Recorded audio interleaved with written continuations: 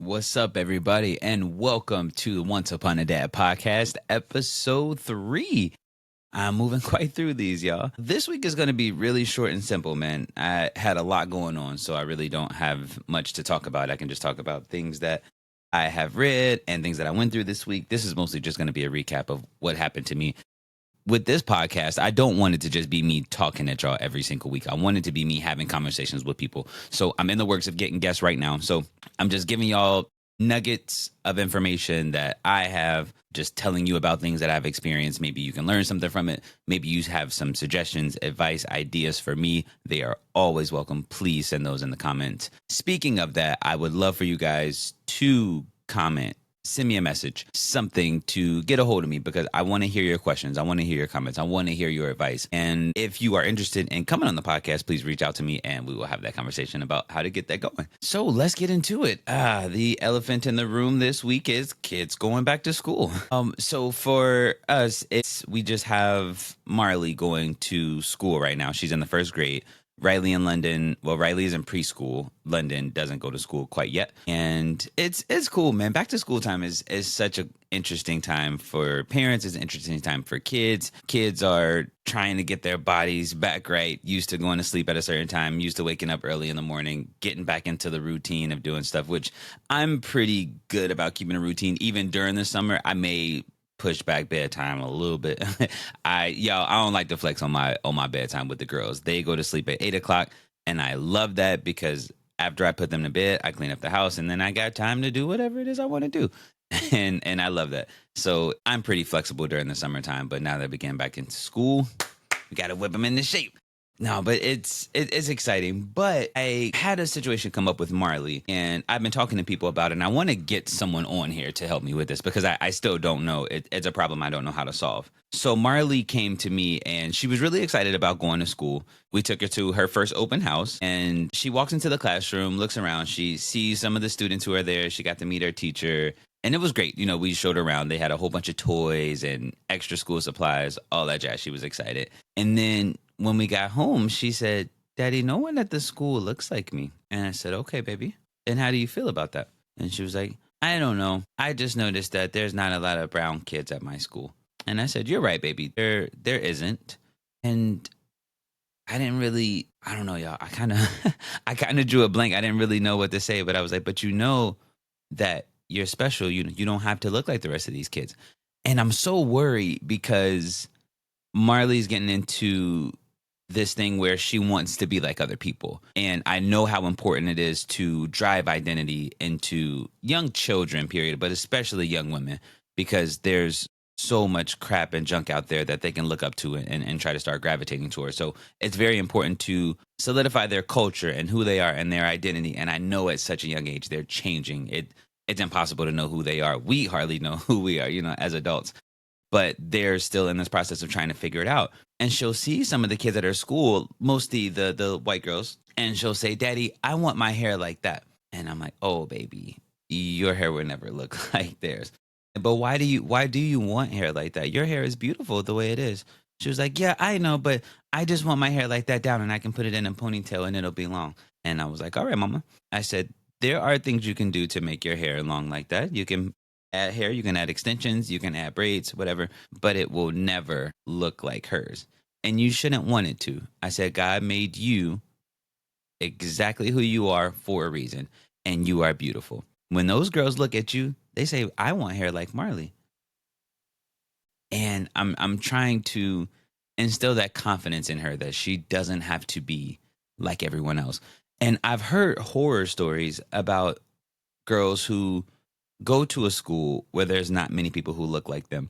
And then they develop this insecurity about themselves because they don't know who they are. They don't have anyone around them who looks like them, who thinks like them, who talks like them, who were raised in the same environment that they were raised in. And that's so scary for them. And I don't think they realize how scary it is until they're out of it and they look back and say, "Man, that was really hard for me. That was a really hard time." And I have someone in mind who I hope will come on here and talk to us about it. I won't ruin it. They have a great story. I hope they will come on here and tell it for me. But I don't know how to navigate it, y'all. I don't. He made sure that Marlee is, all of our girls stay in a great school district. We truly, truly want to focus on education because in an inner city school, sure, she'll have kids who look like them. But let's face it, the education level is not the same. It's not the same. So the goal was try to figure out a compromise sort of okay, we want good education, but we also want culture. How can we do it both? And I think it's kind of up to me and up to their mom as parents to make sure that they're surrounded by people who look like them. And it may not be in school. And that may just be, a battle that we have to fight our entire lives. But make sure that I'm getting her into after school activities with people who look like her. Or making sure that we stay close to our family, which I will admit I am not. I feel like us as a generation have not done a great job of keeping in touch with one another. So I need to tighten up on that because I don't want my baby to be out here lost and confused and thinking she has to look like everyone who's around her because she doesn't. And I know that that's not going to be able to come from me as a dad completely. Yes, I need to be there to teach her culture and where she comes from. And this is why she looks the way she does. And these are other people who look the way you do. And these are people who thrived, in the world while being Black. And they navigated it beautifully. Of course, they had struggles too. But I can teach her all those things. But seeing other young ladies, positive young ladies, young ladies doing good things. That's what I want them to see. I want them to be around. So I need to get out. I need to get out and I need to do some research. I need to see what's out there for my baby so that they will know that there's other people that look like them. I don't want them going to these white schools and saying that this is all that there is in the world and I have to conform to them and I have to look like them and I have to act like them when you don't. And I'm sure this is the same on the opposite. This is not a podcast where I'm focusing on only Black issues because I'm not. This is just what I can speak on because this is what my babies and I are going through. I'm sure if a white child was going to an all Black school, they would have the same identity issue and you guys would need to focus on that. I just can't speak to it because that's not my culture. So yeah, that's what I've been going through with Marlee this week. Riley, she's excited. She's 4. She's going into her second year of preschool now. And she's just kind of like, okay, yeah, I'll go to school, whatever. It's so funny, man, watching these kids grow and seeing how different they are. The difference between Marlee, Riley, and London, their personalities are crazy. Marlee is so outgoing. She's so in your face. She's going to tell you exactly what she feels and just be super loud. And Riley will be very standoffish. She's very much an observer. She will watch you. She's not quite sure if she can trust you. So she'll look, she'll judge you from afar or, what's the right word, I guess? I don't know. I guess judge you from afar is a fine way to put it. But it's just so interesting. And then London is too. And she just, I don't give a fuck. I'm doing whatever I want to do. I love those girls. But Riley, coming back to her, she has found how much she enjoys electronics. We've known that. Our girls have had tablets for quite some time now. Mostly we gave it to her in the beginning. We bought them iPads and put ABC Mouse on it. So that's all they were able to use it for was to play educational games. And then we got a little bit more lenient and started downloading drawing apps, coloring apps, games, and then eventually we got them YouTube Kids, which they're all over the place now with that, but they love it. They have a great time. But Riley, I noticed, is the most addicted to it. And also I introduced them to video games for the first time. I don't know why I wanted to wait. I just love the fact that they love going outside and I didn't want to take that away from them by putting them in. But there was one day I was playing Nintendo 64 and Riley and all the girls saw me playing it and they were like, "Oh, Daddy, that looks like fun." And I was like, "Well, come on over here. Let me introduce you, child." So they started playing Mario 64, which is a one-player game and they got to take turns, but they absolutely loved it.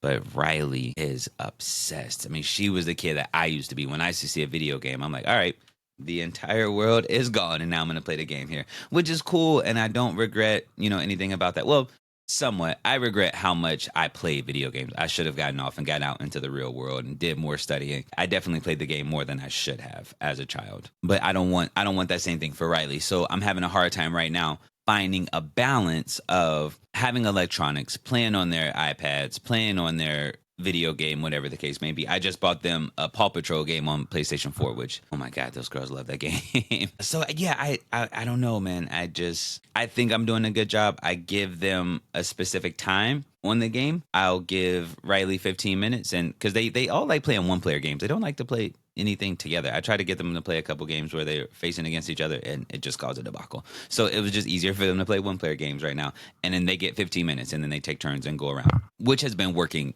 just fine. But I give them like an hour max. So they both have 2 turns and then they're done. But yeah, I don't know. I also want them to just have the freedom that they want to play the game to just come and play it. But I just want to be careful because I know how addicting games can be and how it gets the dopamine, rushing in the body and you want to play it forever, which is cool, but not too much. I don't know. I don't even know if I'm asking for advice or what. Just an observation, just what I've been going on with our Riley this week. And London, there hasn't been much going on with London. I told you guys we had a scare where I thought she broke her arm last week, but she didn't. She's totally fine. She recovered from that like nothing. The same day we got back from the hospital, she was totally cool. Yeah, the girls went to the dentist today. If y'all not getting y'all kids to the dentist, please get them out and see the dentist.